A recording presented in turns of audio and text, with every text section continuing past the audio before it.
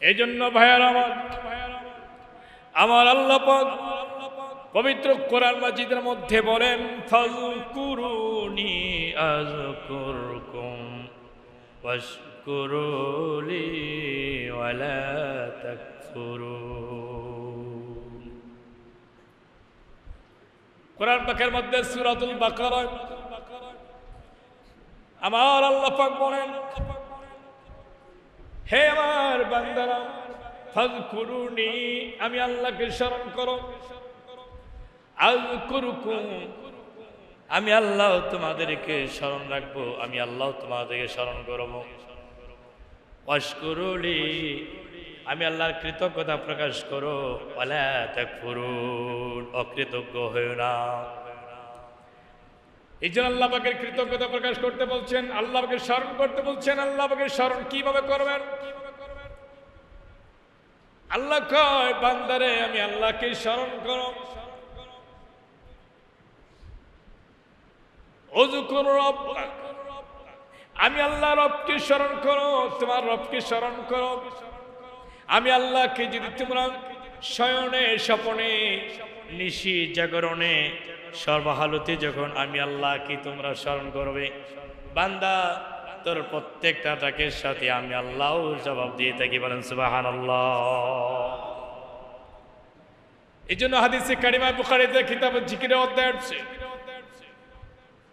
হাদিসে কুদসি আমার আল্লাহ পাক বলেন, বান্দা যখন আমি আল্লাহকে মহব্বত করে একবার ডাকে, আল্লাহ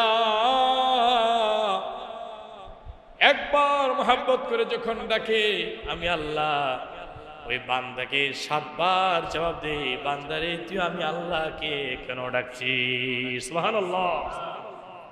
এই জন্য আল্লাহকে মহব্বত করে রাখতে হবে। আল্লাহকে পাওয়ার জন্য, আল্লাহকে পাওয়ার জন্য কোনো ব্যক্তি যদি 1 কদম অগ্রসর হয়, আল্লাহ বলেন আমি তার জন্য 7 কদম অগ্রসর হই। বলে সুবহানাল্লাহ। তাহলে আল্লাহকে ডাকবেন কিভাবে? কোরআন পাকের মধ্যে আল্লাহ বলছেন, আমি আল্লাহকে ডাকো, আমি আল্লাহ তোমাদেরকে স্মরণ করব, তোমাকে ডাকবো। ভাইয়ার আমার, বন্ধুরা আমার, আল্লাহর জিকির করতে করতে কোনো বান্দা যখন নাকি জিকির করে, তাফসীরের মধ্যে আসছে, ব্যাখ্যা করেছে আল্লামা জালালউদ্দিন সুয়ুতী রাহমাতুল্লাহ আলাইহি, এবং তাফসীরুল বায়ান, তাফসীরুল মাআনির মধ্যে তিনি ব্যাখ্যা করেছেন, কোন ব্যক্তি যখন আমি আল্লাহকে যখন ডাকে, আল্লাহ আল্লাহ আল্লাহ আল্লাহ ডাকে, আল্লাহ আল্লাহ আল্লাহ আল্লাহ আল্লাহ আল্লাহ ডাকতে ডাকতে ডাকতে ডাকতে এমন একটা পর্যায়ে চলে যায়, উনি যে জায়গা থেকে ডাকতেছে ওই জায়গাও ভুলে যায়। সুবহানাল্লাহ। মানে এমন কিছু জিকির আছে যে জিকিরের জড়ি, জিকিরের খফি, জিকিরের খফি হচ্ছে যেটা আমরা আস্তে আস্তে পড়ি, লা ইলাহা ইল্লাল্লাহ, লা ইলাহা ইল্লাল্লাহ, লা ইলাহা ইল্লাল্লাহ। আরেকটা জিকির হলো জিকিরের জড়ি, যেটা উচ্চ আওয়াজে বলা যায়।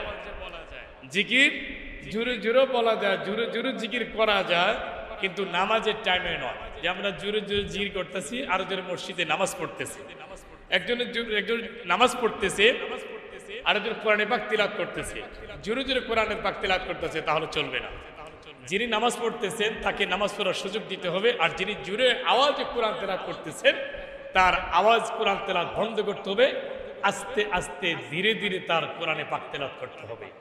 এবং মসজিদে একজনের সুন্নত নামাজ পড়তেছেন, আপনি জোরে জোরে জিকির করতেছেন, কিন্তু যখন দেখতেছেন যে ব্যক্তি সুন্নতে দাঁড়িয়ে গেছেন বা কোনো তিনি ব্যক্তিগতভাবে নফল নামাজ পড়তেছেন, এমন অবস্থায় আপনি জোরে জোরে ওই জিকিরের ঝুলি যেটা, এটা আপনি বন্ধ করতে হবে। জিকিরে খপি পড়তে হবে, মনে মনে আস্তে আস্তে যে জিকিরটা, এই জিকিরটা আপনি করতে হবে। এই জন্য জিকিরের মাধ্যমে আল্লাহর সান্নিধ্য লাভ করা যায়।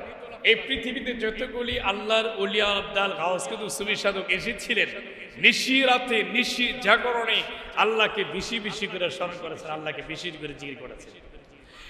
এই জন্য সূরা আবু দাউদ শরীফের মধ্যে একটি হাদিসে কারিমা বলছেন, আমার নবী পাক বলেন, যে ব্যক্তি জিকির করে, আল্লাহ পাকের অধিক পরিমাণে জিকির করে, জিকির করতে করতে করতে করতে যখন তার ঠোঁটগুলো তরুতাজা থাকে, জিহ্বাগুলো তরুতাজা থাকে, হাসরের ময়দানে ওই জিকিরকারীকে আল্লাহ পাক এরকম প্রাধান্য দেওয়া হবে, ওই ব্যক্তি হাসতে হাসতে হাসতে হাসতে জান্নাতে প্রবেশ করিবে।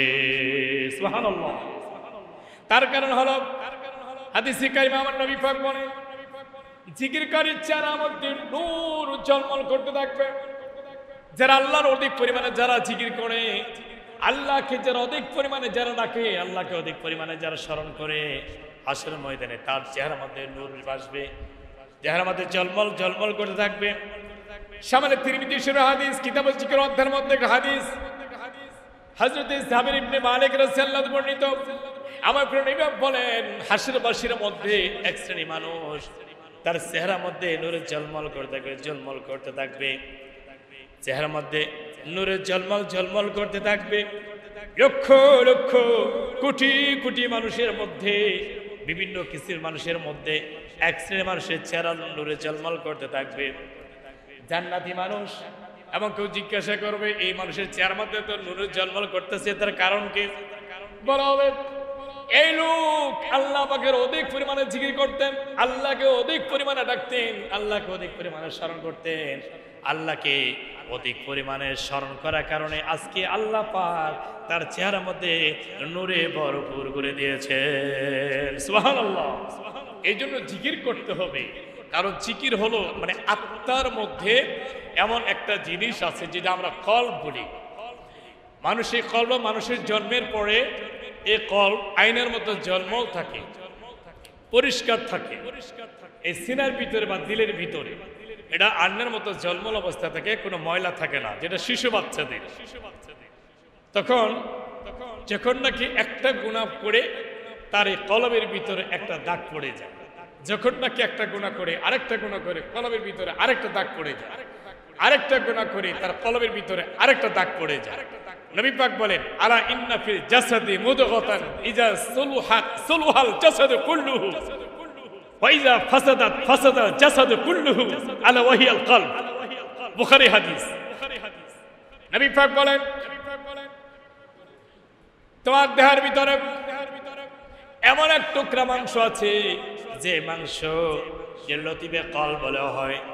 সুফি সাধকদের ভাষা, সুফি তথ্যের বিজ্ঞান বিখ্যায় তাফসিরে মারুফ কোরআনের মধ্যে ব্যাখ্যা করেছেন এই লতিফে কলব বা তোমাদের দিল, যখন নাকি কোনো মানুষ একটা গুনাহ করে তার দিলের মধ্যে একটি দাগ পড়ে যায়, আরেকটি গুনাহ করে আরেকটি দাগ পড়ে যায়, আরেকটি গুনাহ করে আরেকটি দাগ পড়ে যায়, এরকম ভাবে গুনাহ করতে করতে করতে করতে পুরো দিন তার দিলটা অন্ধকার হয়ে যায়, তো তার দিলটা শক্ত হয়ে যায়।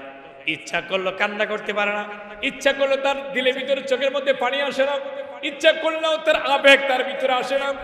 এই জন্যই তার চক্ষু দিয়ে পানি না আসার কারণে তার কারণ হলো, তার চক্ষু দিয়ে পানি না পড়ার কারণে তার কারণ হলো আল্লাহ রাসূলের ভয়ে যদি তোমার চোখের মধ্যে পানি না আসে, যদি তোমার গুনার দিকে তাকাইয়া দুই চোখের মধ্যে পানি না আসে, বুঝতে হবে তোর দিলের মধ্যে অনেক গুনাহ আছে। এই জন্য নবী পাক বলছেন আলা ইন্না ফিল জাসাদি মুদগাতান ইযা সুলুহাত সুলুহাল জাসাদু কুল্লুহু ওয়া ইযা ফাসাদাত ফাসাদাল জাসাদু কুল্লুহু আলা ওয়াহিয়াল কলব। আমার নবী পাক বলেন তোর মানব দেহের ভিতরে এক টুকরা মাংস আছে, ওই মাংসটুকু যদি তোমার পবিত্র থাকে পুরা গোটাল দেহটাই তোমার পবিত্র। আর যখন ওই মাংস টুকরা তোমার অপবিত্র থাকে, অপবিত্র কখন হয়? বান্দা যখন আল্লাহর নাফরমান করতে করতে, গুনার কাজ করতে করতে, পাপের কাজ করতে করতে, অনাচার অনাচার পাপাচার, আকাম কুকাম, দিনের কাম রাতের কাম, এই সমস্ত খারাপি কাজগুলো করতে করতে তার সিনাগুলো দিল অন্ধকার হয়ে যায়, অন্ধকার হয়ে যায়, কালো হয়ে যায়। তখন নবী পাক বলছেন তোমার দিল যদি অপবিত্র হয়ে যায়, দুনিয়ার সমস্ত শ্যাম্পু বলেন, সেন্ট বলেন, যত সাবান দিয়ে আপনি গোসল করেন, আপনার শরীয়তের আপনি দেহ পবিত্র হবে, কিন্তু আপনার দিল পবিত্র হবে না, দিল পবিত্র হবে না। দিল পবিত্র করতে গেলে তোমার গুনাহগুলো মোচন করতে হবে। হযরতে আব্দুল্লাহ ইবনে আমর রাদিয়াল্লাহু আনহু নবী পাকের এই হাদিস শোনা পরে তিনি বলেন আলা ইন্না ফিল জাসাদি মুদগাতান ইযা সুলুহাত সুলুহাল জাসাদু কুল্লুহু ওয়া ইযা ফাসাদাত ফাসাদাল জাসাদু কুল্লুহু আলা ওয়াহিয়াল কলব। ইয়া রাসূলুল্লাহ হাবিবাল্লাহ, আপনি মানুষের সিনার ভিতরে গুনাহ করতে করতে এই দিল যে অন্ধকার হয়ে যায়, মানে কালো হয়ে যায়, এটা পরিষ্কার করা কোনো পথ রাস্তা আসেনি। তো নবী পাক বলছেন হ্যাঁ পথ আছে। উতলুমা উহি ইলাইকা মিনাল কিতাব ওয়া আকিমিস সালাত ইন্নাস সালাতা তানহা আনিল ফাহশিল মুনকার ওয়া লা যিকরুল্লাহি আকবার। ইয়াতে কারিমায় উকিলছে ওয়ালা জিকরুল্লাহি আকবার, যে আল্লাহর জিকির যে সবচেয়ে বড়। আল্লাহর জিকির করতে করতে করতে করতে করতে তোমার বাম দুধের বাম স্তনের 2 আঙ্গুল নিচে লতিফে কলব যখন নাকি তোমার জিকির করবে, বাম দিকে তোমার কলবের দিকে ধাক্কা দিবে, ইল্লাল্লাহ ইল্লাল্লাহ ইল্লাল্লাহ ইল্লাল্লাহ, বাম দিকে ধাক্কা দিবে লা ইলাহা ইল্লাল্লাহ লা ইলাহা ইল্লাল্লাহ। এরকম ভাবে অনেক পীর মাশায়েখগণ, বুজুর্গানেদের হক্কানি উলামায়ে কেরাম জিকিরের তাদবিরগুলি এবং জিকিরের পদ্ধতি সিস্টেমগুলো তারা শিখিয়ে থাকেন।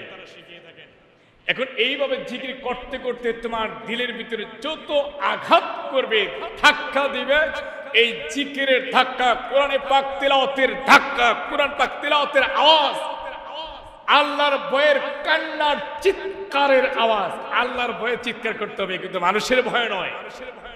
আল্লাহর ভয়ে যদি কোনো মানুষ চিৎকার করে, ওই চিৎকারের আওয়াজে গুনাহ মোচন হয়। সুবহানাল্লাহ। নবী পাকের জামানা আল্লাহর নবী তিনি মসজিদে নববীতে তিনি আলোচনা করতেছিলেন। এরকম গুনার একটা বিষয় নিয়ে আলোচনা করতে করতে করতে করতে জৈনক এক সাহাবী তিনি হঠাৎ করে খাড়া অবস্থায় তিনি পড়ে গিয়ে মৃত্যুবরণ করলেন। রাসূল সাল্লাল্লাহু আলাইহি ওয়াসাল্লাম, এটা হাদিসের মধ্যে আছে, কিতাবুল ইদাইন বুখারীর মধ্যে আছে কথাটা। রাসূল সাল্লাল্লাহু জিজ্ঞেস করলেন, বললেন যে এই মুহূর্তের মধ্যে একজন শহীদানের মৃত্যু দেখতে পাইবা তোমরা? এই মুহূর্তে একজন শহীদানের মৃত্যু দেখতে চাও? সাহাবায়ে কেরাম বলে, লাব্বাইক আনা হাজির ইয়া রাসূলুল্লাহ, অবশ্যই এই মুহূর্তে একজন শহীদের মৃত্যু আমরা দেখতে চাই। ও পিছনে দেখো, পিছনে দেখো, খাড়া থেকে ঠাস করে একজন ব্যক্তি মৃত্যুবরণ করেছে। কারণ উনি গুনার কথা যখন আমি বলতেছিলাম, অন্যায় অপরাধের কথা যখন আমি বলতেছিলাম, উনি ধুকে ধুকে চিৎকার করে কান্না করতেছিল। এক পর্যায়ে কান্না করতে জ্ঞান হারে ফেরে তার মৃত্যুবরণ হয়ে গেছে। আল্লাহ ওই অবস্থায় জান খরচ করে নিয়েছে। এই জন্যই মানে গুনার ভয়ে, আল্লাহ রাসূলের ভয়ে, গুনার প্রতি অনুতপ্ত হয়ে কোনো মানুষ যদি জোরে কান্নাও করে, ওই কান্নার দ্বারাও দিলের গুনাহ মোচন হয়, দিলের কালো দাগ মোচন হয়।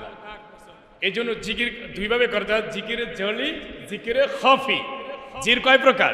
2 প্রকার, বুঝে নেন। জিকিরে জলি, জিকিরে খফি।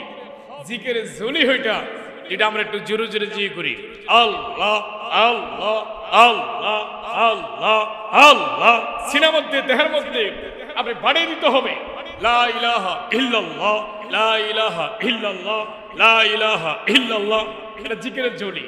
আর জিকির খফি হচ্ছে আপনি নির্জনে বসে মনে মনে আপনি তাসবিহ পড়তেছেন। আপনি তাসবিহটা পড়তে পারেন, হাতে পড়তে পারেন।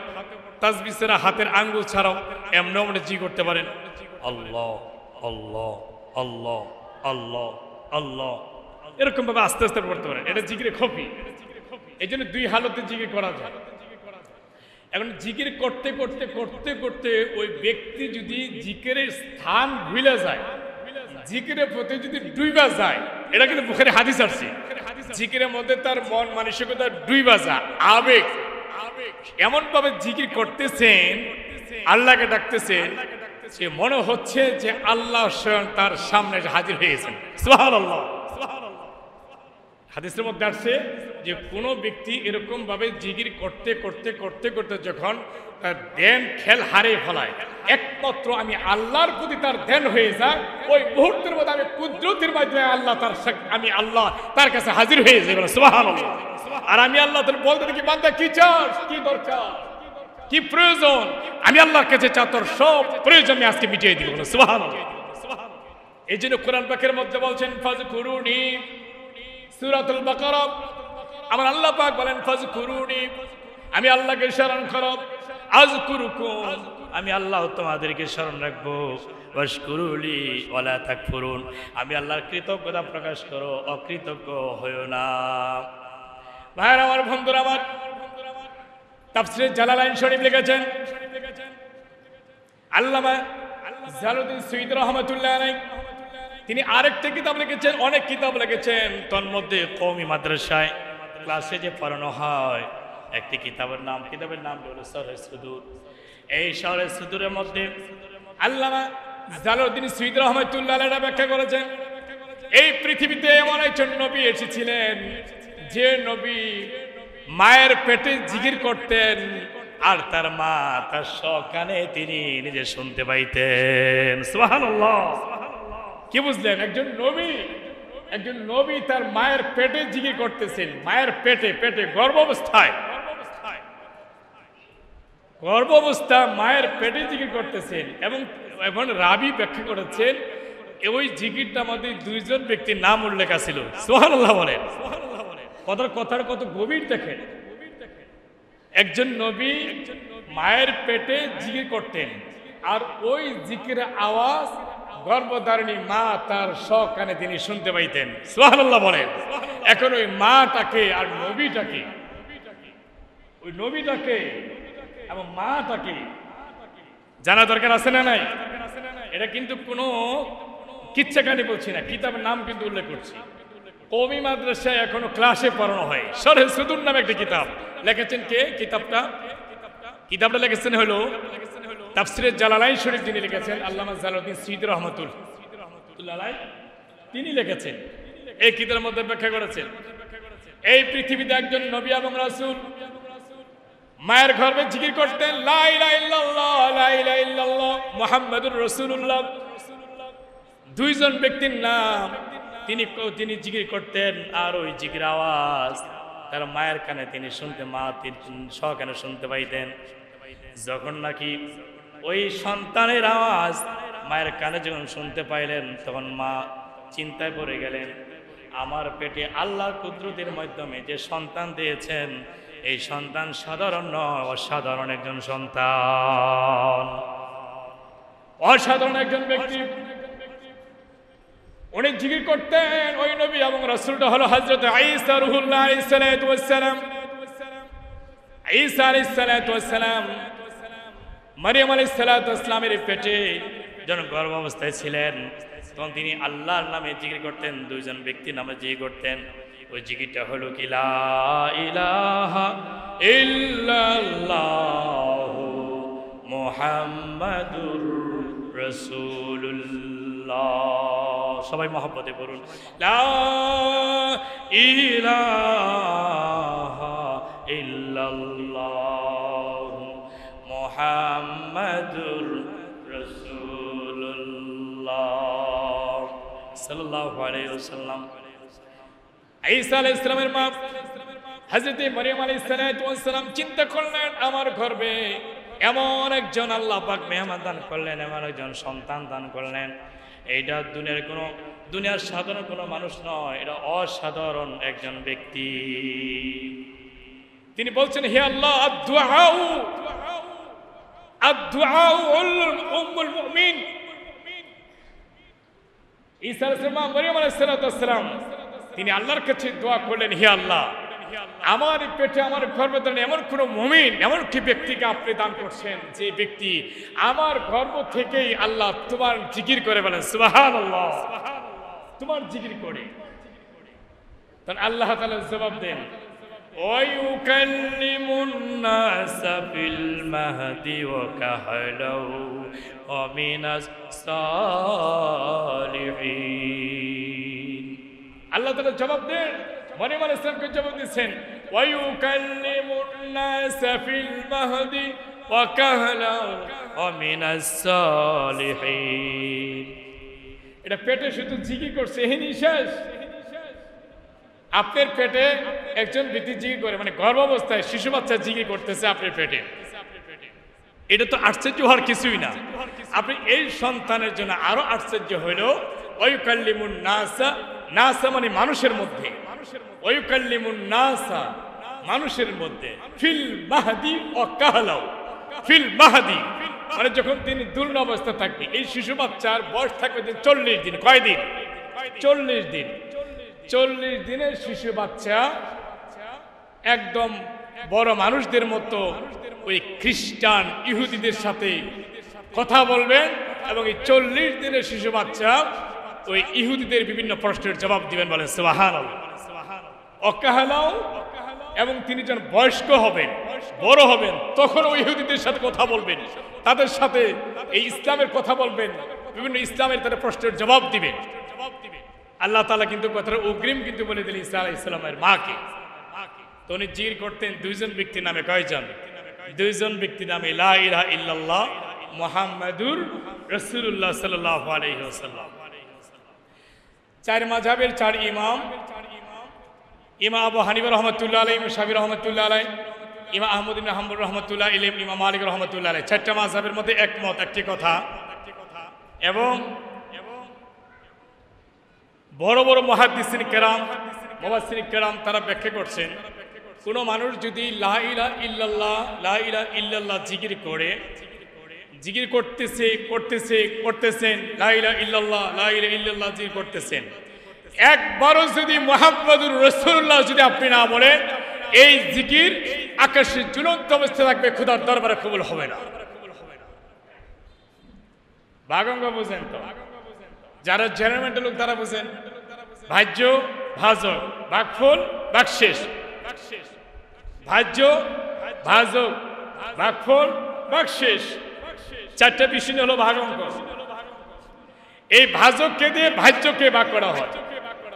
ভাজককে দিয়ে ভাজ্যকে ভাগ করলে তারপর ডানে নামে ভাগফল। ভাগফল নামার পরে শেষে অবশিষ্ট কিছু যদি অঙ্ক বা কোনো সংখ্যা থাকে তাহলে ভাগশেষ। এই জন্য বলছেন ভাজ্য, ভাজক, ভাগফল, ভাগশেষ, চারটে নিয়ে ভাগঙ্ক। একটা অক্ষর যদি ভাজক থেকে ভাজ্যর জায়গা, ভাজ্যর থেকে এই ভাগ করতে একটা অঙ্ক, একটা সংখ্যা যদি আপনি ভুল হয়ে যায়, পুরো এক পৃষ্ঠার, 1.5 পৃষ্ঠার পুরো বড় ভাগঙ্গ ওটা বরবাদ হয়ে যাবে। আল্লাহ পাক বুঝাইতে চাইছিলেন যে লা ইলাহা ইল্লাল্লাহ, লা ইলাহা ইল্লাল্লাহ তুমি জিকির করো, যতক্ষণ পর্যন্ত ওই লা ইলাহা ইল্লাল্লাহর সাথে আমি আল্লাহর প্রতিনিধি নাম তুমি প্রকাশ না করবে, ততক্ষণ পর্যন্ত ওই জিকির খোদার দরবারে কবুল হবে না। বলে সুবহানাল্লাহ।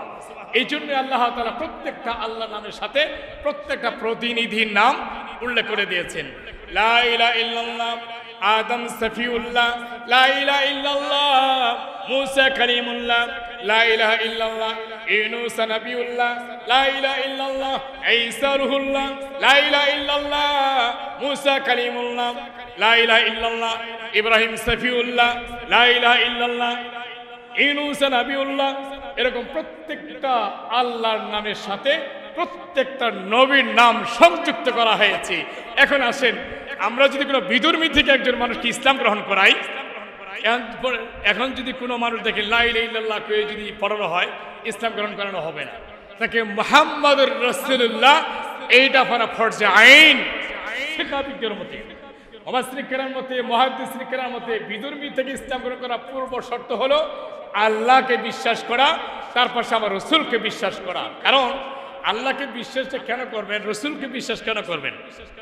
আল্লাহকে পৃথিবীর এমন কোন কাফের নাই আল্লাহকে বিশ্বাস করে নাই। ফেরাউন আল্লাহকে বিশ্বাস করেছে, নমরুদ আল্লাহকে বিশ্বাস করেছে, হামান আল্লাহকে বিশ্বাস করেছে, নিষ্ঠুর পাষাণ বেঈমান আমার রাসূলের যুগে যে আবু জেহেল আল্লাহকে বিশ্বাস করেছে। সব কাফেররা আল্লাহকে বিশ্বাস করেছে, কিন্তু ওই আল্লাহর যে প্রতিনিধি তাদেরকে বিশ্বাস করে নাই, তাদেরকে মানে নাই। আল্লাহর প্রতিনিধিকে না মানার কারণেই তিনি কাফের। আল্লাহকে না মানা আলাইহি ওয়াসাল্লাম দুইজন নামে জিকির করেছে। এই জন্য দেখেন, এটা এমন একটা জিকির, নামাজেও মুহাম্মদুর রাসূলুল্লাহ দরকার। নামাজের মধ্যে মুহাম্মদুর রাসূলুল্লাহ যদি আপনি না বলেন, নামাজ হবে না। এই যে নামাজে তাশাহুদ দুরূদ শরীফের মধ্যে মুহাম্মদুর রাসূলুল্লাহ নাম আছে না নাই? ইকামতেও রাসূলের নাম, আযানেও রাসূলের নাম, নামাজেও রাসূলের নাম, জানাজাতেও রাসূলের নাম, খুতবাতেও রাসূলের নাম, বিবাহ শাদীর মধ্যে রাসূলের নাম, খতমাতেও রাসূলের নাম, হ্যাঁ ঈদের নামাজের মধ্যে রাসূলের নাম।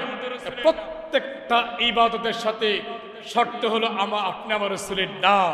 তাহলে জিকির ওয়ালা ওয়ারাফা'না লাকা যিকরাক, কোরআন পাকের মধ্যে এই আয়াতের মুফাসসির কেরাম ব্যাখ্যা করেছেন, ইয়া রাসূলুল্লাহ আপনাকে আমি আল্লাহ উন্মুক্ত করে দিলাম আপনার নাম, আপনার স্মরণ। অতএব মানে আমি আল্লাহকে বান্দা যতবার ডাকবে, আপনি রাসূলকে ততবার ডাকবে। সুবহানাল্লাহ বলেন। আমি আল্লাহকে যতবার বান্দা ডাকবে, ততবার আপনি রাসূলকেও ডাকবে। এই জন্য লা ইলাহা ইল্লাল্লাহ মুহাম্মাদুর রাসূলুল্লাহ সাল্লাল্লাহু আলাইহি ওয়াসাল্লাম। এই জন্য প্রত্যেকটা নবীর সাথে, নবীর কালেমার সাথে, আল্লাহর নামের সাথে রাসূলের নাম উল্লেখ আছে, কিন্তু একটা জায়গার মধ্যেই শুধু একজন নবী, আল্লাহর নামের সাথে একজন নবীর নাম একটাই জায়গায়, সেটা হচ্ছে জান্নাত। ওই জান্নাতের মধ্যে জান্নাতের ফুলে, জান্নাতের ফলে, জান্নাতের গাছে, জান্নাতের আপনার পিলারে, খুঁটিতে, পাতায়, লতায় সব আরো যেখানে আছে, জান্নাতের গেটের ভিতরে, দরজাতে, প্রত্যেকটা জায়গার মধ্যে লা ইলাহা ইল্লাল্লাহ মুহাম্মাদুর রাসূলুল্লাহ সাল্লাল্লাহু আলাইহি ওয়াসাল্লাম। লাম্মা আযনাবা, বুখারী হাদিস, লাম্মা আযনাবা আদামুল্লাযী আযনাবাহু রাফা রাসাহু ইলা সামা, রাহু বুখারী। বুখারী হাদিস কিতাবুল ঈমান অধ্যায়, বুখারী হাদিস কিতাবুল ঈমান অধ্যায়। লাম্মা আযনাবা আদামুল্লাযী আযনাবাহু রাফা রাসাহু ইলা সামা। এই হাদিসের মধ্যে বলছেন, আদম রাসূল সাক্ষী দিয়েছেন, হে আল্লাহ, আমাকে সৃষ্টি করছেন, আমি জান্নাতে ছিলাম, কিন্তু আপনার নামের সাথে একজন ব্যক্তির নাম দেখতে পেয়েছি, মুহাম্মাদুর রাসূলুল্লাহ সাল্লাল্লাহু আলাইহি ওয়াসাল্লাম। আমি জান্নাতের দরজা মধ্যে দেখেছি, আরশে আজিমে দেখেছি, আরশে আজিমে আরশে দেখেছি, লৌহে দেখেছি, কলমে দেখেছি, জান্নাতের খুঁটি খুঁটিতে দেখেছি, ফলে দেখেছি, ফুলে দেখেছি, মুহাম্মাদুর রাসূলুল্লাহ সাল্লাল্লাহু আলাইহি ওয়াসাল্লাম। এই জন্য কোরআন পাকে বলছেন, ওয়ারাফা'না লাকা যিকরা, ইয়া রাসূলুল্লাহ, আপনার নামকে আমি উন্মুক্ত করে দিয়েছি, ওয়া ইন্নাকা লাআলা খুলুকিন আযীম। আমার রাসূলের প্রতি আল্লাহ পাক যেভাবে প্রশংসা করছেন, আল্লাহ তাআলা নিজে প্রশংসা একজন নবীকে করছেন, তিনি হলেন আপনি আমার নবী মুহাম্মাদুর রাসূলুল্লাহ সাল্লাল্লাহু আলাইহি ওয়াসাল্লাম।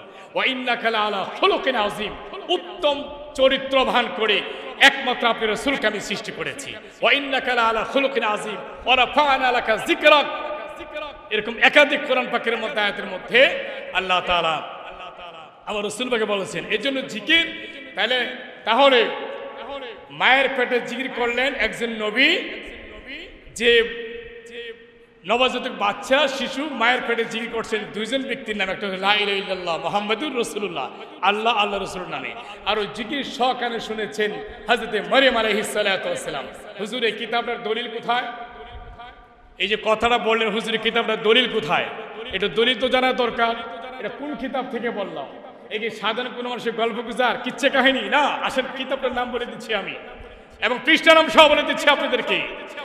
যিনি তাফসীর লিখেছেন, তাফসীর জালালাইন শরীফ, আল্লামা জালালউদ্দিন সুয়ুতী রাহমাতুল্লাহ আলাইহি, উনি আরেকটি কিতাব, অনেক কিতাব লিখেছেন, তোর মধ্যে আরেকটি কিতাব শারহে সুদূর। এই শারহে সুদূর কিতাব এখনো কওমি মাদ্রাসায়, অসংখ্য কওমি মাদ্রাসায় এখনো পড়ানো হয়। এই কিতাব ক্লাসের কিতাব। তাহলে চিন্তা করেন, এই শারহে সুদূর কিতাবের মধ্যে আল্লামা জালালউদ্দিন সুয়ুতী রাহমাতুল্লাহ আলাইহি তিনি রাসূল সাল্লাল্লাহু আলাইহি ওয়াসাল্লাম রাবি থেকে হাদিস উদ্ধৃত করেছেন যে একজন নবী মায়ের পেটে দুইজন ব্যক্তির নামে জিকির করেছেন, আল্লাহ রাসূলের নামে, এবং ওই জিকির তার গর্ভধারিণী মা হযরত মারইয়াম আলাইহিস সালাতু ওয়াস সালাম সকালে তিনি জিকির শুনেছেন। সুবহানাল্লাহ বলেন। তাহলে জিকির দেন, তাহলে মায়ের পেটেও তিনি জিকির করেছেন। এই জিকিরের জবাব আল্লাহ তাআলা মায়ের পেটে থাকতেই ঈসা আলাইহিস সালাতু ওয়াস সালামকে এই জিকিরের জবাব কিন্তু আল্লাহ তাআলা দিয়েছিলেন। এটা আরেক প্রসঙ্গ, অনেক আলোচনা, সংক্ষেপে আলোচনা করছি। আরেকটি বিষয়, আরেকজন নবী আল্লাহর কাছে দুইটি প্রার্থনা করছেন, হে আল্লাহ, আমার দুইটি দরখাস্ত, এই দুইটি দরখাস্ত পূরণ না হওয়া পর্যন্ত আপনি আমাকে জান কবজ করবেন না। এক নম্বর হলো দুইটা দাবি। এক নম্বর দাবি হলো আমি দুনিয়া থাকতে এই জন্য তোমার জান্নাতটা আমি ঘুরে ঘুরে দেখতে পাই, জান্নাতটা ঘুরে ঘুরে দেখে আসতে পারি, এটা আমার এক নম্বর দাবি। দুই নম্বর দাবি হলো আমি যখন আমাকে আজরাইল আলাইহিস সালাতু ওয়াস সালাম যখন আমাকে জান কবজ করবে, ওই জিকির অবস্থা যেন আমার কোনো জান কবজ না করতে পারে, মানে তোমার জিকির অবস্থায় যেন আমার জান কবজ না করতে পারে। আল্লাহ কয়, হে পয়গম্বর, আমি তোমাকে দুইটা দাবি আমি পূরণ করে দিলাম। সুবহানাল্লাহ বলেন। এই জন্যই আল্লাহ তাআলা ওই পয়গম্বর হযরত ইদ্রিস আলাইহিস সালাতু ওয়াস সালাম, উনি দুনিয়া থাকতেই আল্লাহ তাআলা থেকে জান্নাত ঘুরে ঘুরে দেখাইলেন। জিবরিল আমিন আলাইহিস সালাতু ওয়াস সালাম জান্নাত ঘুরে ঘুরে দেখানো শেষ। এখন জিবরিল বলতেছেন যে আল্লাহর পয়গম্বর জান্নাত থেকে বের হন। এখন তো জান্নাত ঘুরে তো আপনার দেখা শেষ, জান্নাত থেকে বের হন। ইদ্রিস আলাইহিস সালাতু ওয়াস সালাম বললেন, আমি যদি জান্নাত থেকে বের হই আল্লাহর কথা মিথ্যা হয়ে যাবে। পয়েন্ট কি বুঝলেন? কি পয়েন্ট? আমি যদি জান্নাত থেকে বের হই আল্লাহর কথা হয়ে যাবে মিথ্যা। কথা কি রহস্য বুঝলেন? আমি যদি জান্নাত থেকে বের হই, আমি যে জান্নাত থেকে বের হমু এটা কিন্তু আমি কই নাই। আমি বলছি যে জান্নাতটা যদি আমি ঘুরে ঘুরে দেখবার পাই, এটা কিন্তু বলছি। জান্নাত থেকে বের হয়ে যাবো এটা কিন্তু আমি বলি নাই। এটা হলো পয়গম্বরের 1 নম্বর পয়েন্ট। 2 নম্বর আল্লাহর পয়েন্ট আছে, এটা তো পয়গম্বর পয়েন্ট গেল না, আল্লাহরটা আছে। আল্লাহ বলছেন যে ব্যক্তি জান্নাতে একবার প্রবেশ করবে, কিয়ামত পর্যন্ত জান্নাত থেকে আর দ্বিতীয়বার তার বের হওয়া লাগবে না। সুবহানাল্লাহ বলেন। জান্নাত যদি আপনি কামাই করে অর্জন করে নেকি হাসিল করে জান্নাত হাসিল করে জান্নাতের মধ্যে যখন একবার মুমিন প্রবেশ করবে, কিয়ামত পর্যন্ত জান্নাত থেকে আর পৃথিবীতে আর কোথাও বের হওয়া লাগবে না। সমস্ত নাজ নিয়ামত জান্নাতে সে ভোগ করবে। তাহলে তো জান্নাতে রয়ে গেছে। এখনো ইদ্রিস আলাইহিস সালাম জান্নাতের মধ্যে সশরীরে জীবিত আছেন এবং জান্নাতের মধ্যে তিনি আল্লাহ তাআলা হুর গিলমানকে দিয়ে তাকে জান্নাতে খানা থেকে খাওয়াইতেছেন। তার 2 নম্বর দাবি কি ছিল? আমার যখন জানটা কবজ করবে, ওই জিকির থেকে যখন আমি ফারাগ হয়ে যাব, মানে জিকির থেকে যখন আমি জিকির থেকে অফ থাকবো, ওই টাইমের জন্য আজ আমার জান কবজ করে। মানে জিকির করবো কয়জনের নামে? বলছেন 2 জন নামে। একটা লা ইলাহা ইল্লাল্লাহ মুহাম্মাদুর রাসূলুল্লাহ, কিতার মধ্যে আছে। তাই ইদ্রিস আলাইহিস সালাম জান্নাতের মধ্যে 2 জন ব্যক্তি জিকির করতেছেন। একজন হলো আল্লাহ, আরেকজন হলো আমাদের রাসূল মুহাম্মদুর রাসূলুল্লাহ সাল্লাল্লাহু আলাইহি ওয়াসাল্লাম। কি বুঝলেন? একজন নবী হয়েও, একজন নবী হওয়ার পরেও জিকিরের মধ্যে আল্লাহ এবং আপনি আমার রাসূলের নাম উল্লেখ করছেন। সুবহানাল্লাহ বলে। কেমন দামি নবী! আর ওই দামি নবীর আমরা দামি উম্মত কিন্তু হয়েছি।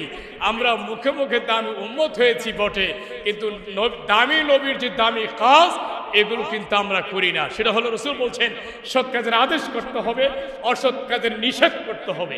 এটা আমার খাঁটি উম্মত। সৎ কাজের আদেশ করা, অসৎ কাজের নিষেধ করা, এগুলো সব কিছু কিন্তু আমাদের কাছ থেকে হারিয়ে গেছে, পালিয়ে গেছে এখন বর্তমানে সমাজে। এটা এখন বন্ধ হয়ে গেছে, সৎ কাজের আদেশ, অসৎ কাজের নিষেধ। কি একটা জামানা চলে আসছে।